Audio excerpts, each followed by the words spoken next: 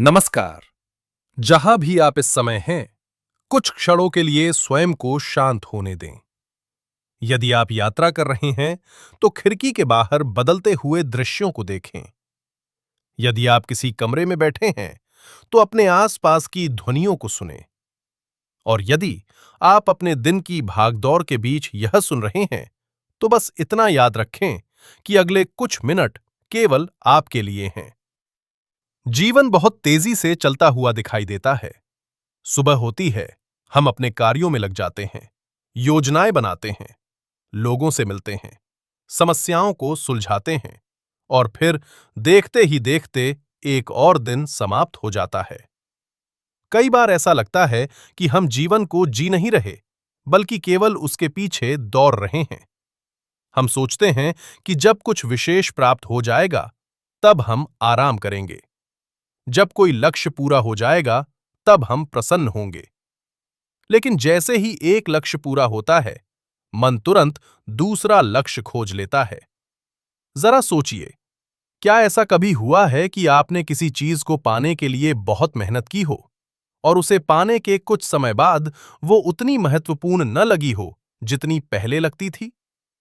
ये मन का स्वभाव है। मन हमेशा अगले पड़ाव की तलाश में रहता है। वह वर्तमान क्षण में रुकना नहीं चाहता। वह या तो अतीत में भटकता है या भविष्य की कल्पनाओं में खोया रहता है। लेकिन जीवन ना अतीत में है और ना भविष्य में। जीवन केवल इसी क्षण में है। एक छोटी सी कहानी है। एक यात्री लंबी यात्रा पर निकला। वह पहाड़ों को पार करता गया, नदियों को पार करता गया और वर्षों तक चलता रहा। उसे विश्वास था कि कहीं दूर कोई ऐसा स्थान है जहां उसे पूर्ण शांति मिलेगी। उसने अनेक गुरुओं से मुलाकात की, अनेक स्थानों की यात्रा की, लेकिन शांति नहीं मिली। एक दिन वह थक कर एक वृक्ष के नीचे बैठ गया। पहली बार उसने कुछ नहीं किया, न कोई योजना बनाई, न किसी मंजिल के बारे में सोचा। वह बस बैठा रहा। हवा को महसूस किया, पक्षियों की आवाज सुनी, अपनी सांसों को देखा। और उसी क्षण उसे एहसास हुआ कि जिस शांति को वह वर्षों से खोज रहा था, वह तो हमेशा उसके भीतर ही थी।